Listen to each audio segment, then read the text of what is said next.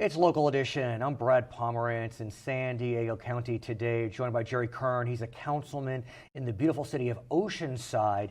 I want to speak with you about energy. We can talk about the new federal administration soon, but I want to focus right now in California. In the last couple of years, several bills have been signed which are looking to increase the use of renewable energy, decrease our greenhouse gas emissions. We had SB 350, which requires a third, or to increase renewable resources by up to a half by 2030. Then we had SB 32, which seeks to slash emissions to 40%, 1990 levels. How does that play for a city like Oceanside? Well, municipalities and even counties and communities are starting to band together to buy renewable energy. Okay. How energy works in California now is that the like SDG&E Right. are the transmitters of energy. Their parent company, Sempra, produces energy at various plants, but there's also independent producers of energy, Right. wind farms, geothermal, hydroelectric. Right. And so a lot of these cities are banding together to say, look, we want to buy renewable energy. And why? What's the reason? Is it economies of scale? Is it meeting SB 350 goals or SB 32 goals? Well, I think underlying is that they want to have renewable energy. They want to get away from the fossil fuel driven one. So I think the biggest driver is social. And now banding together for purchasing power is the economic side. So the economy scales come in to do that. But my question becomes, while no doubt for those that are looking to decrease greenhouse gases, the municipality buying renewables is of benefit. A lot of these greenhouse gases are produced by cars, buses, trains, and I mean, Oceanside may have a car fleet, but I'm not sure that there's much Oceanside can do on the transportation side. Well, transportation side, we're buying more fuel efficient cars. We have electric cars in the fleet now, those type of things. I am concerned about this march towards community choice aggregation. Why?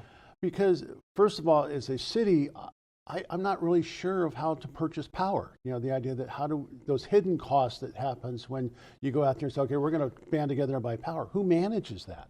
So you say, okay, well, can you have like a JPA or something JPA, like that? but how do you pay for the people that run the JPA? So you say, okay, we're going to get energy. We're going to maybe have it cheaper, but then we have a city staff employee or a department that we're paying for to manage it. So in the end, the cost is not what it appears to be. I hear you very loud and clear. I just wonder though, look, it's undeniable that the more you buy, the cheaper it is. That's capitalism. And so if you can band together, it should, according to Economics 101 or 401, be of benefit, but your concerns are valid. I'm concerned, and plus the fact that I think people are kind of getting sold a bill of goods in a way because the renewable energy credits, a lot of the electrons come into your house are coming from a fossil fuel plant, but the company is buying energy credits. So take, for instance, Mountain Home wind farm up in Idaho. Idaho buys power from them. They don't pay anything extra for it. They buy power, they buy power. So the wind farm up there has these unbundled energy credits, renewable energy credit. Well, they take that paper and sell it to Marin Power, and Marin Power is telling their people, hey, we're getting renewable energy, energy. They're not. They're getting the power from the same place they got it before, but now they have the shell game of renewable energy. Is this a state issue or a federal issue? I think, the shell game that you've mentioned. Well, I think the state needs to step in and say, okay, if we're going to do this, it should be within the state of California. And basically, if you use renewable energy credits, you're not producing any more renewable energy. Well, then how does cap and trade play into this? Because that also is a credit-based game, I guess you could say. And they're not playing it very well. If you notice, well, lately the credits have not sold for much, and that's been a problem. That's been a problem. So I think we're at the very beginning of this process. I don't know where cap and trade goes because I don't know how that works. I don't think anybody knows how it's going to work. You know, it was always, and this is where I'm afraid of the community choice aggregation. The idea it sounds good on paper, we're going to get more renewables, but then we do the shell game with paper. We're not producing any more renewable energy than we did before, but we're telling people, oh, we're using renewable energy. In the background, we have a new federal administration, and while President Trump's advisors have said you shouldn't take his words too literally, at various points he has been expressed words that are very skeptical of the dangers of greenhouse gases. He called climate change a hoax perpetuated by the Chinese. He's put in a lot of folks in his administration that are big supporters of fossil fuels. So who knows? But how does that play out? Well, at the beginning of every administration, even when President Obama was first taking over, there was apprehension. You know, say, okay, how's it going to look? How's it going to fit together? What are they going to do? What their ideas are?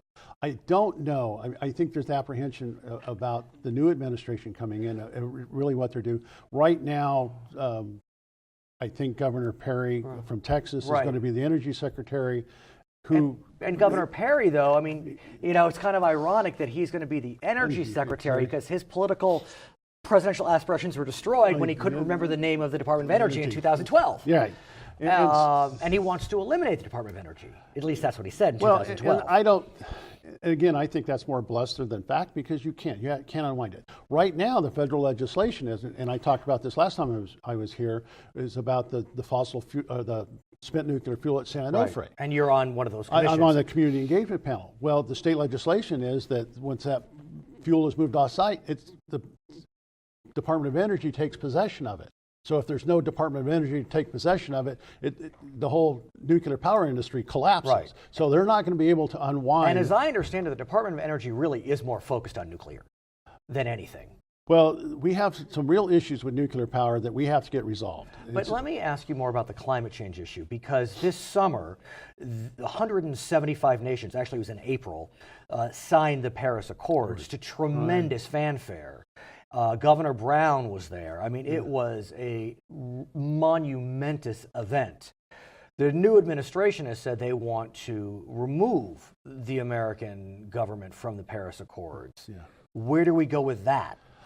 You know, I think everybody's going to ask the same question. We don't know where it goes. You know, like I said, what he says and what he is able to do and what really happens, I think they're going to re-examine a lot of this. Well, but as on a local level, the idea that in the state of California, we're with Governor Brown's comments that California may go it alone. So is it as a municipal leader, we're going to have to go with that. Well, what do you make of that? Because, look, we know that during the Obama years, Texas was pretty darn effective in suing the federal government to unwind Obama administration efforts.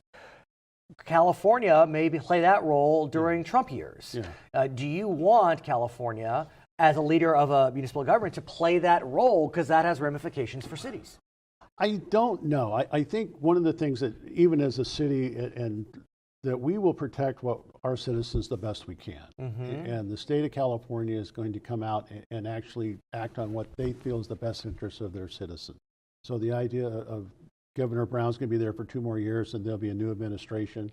I don't know what happens in the first 2 years, but I think it'll take at least a couple of years to sort out what's going to happen with the Department of Energy, Commerce Department, all these new secretaries and what the focus is.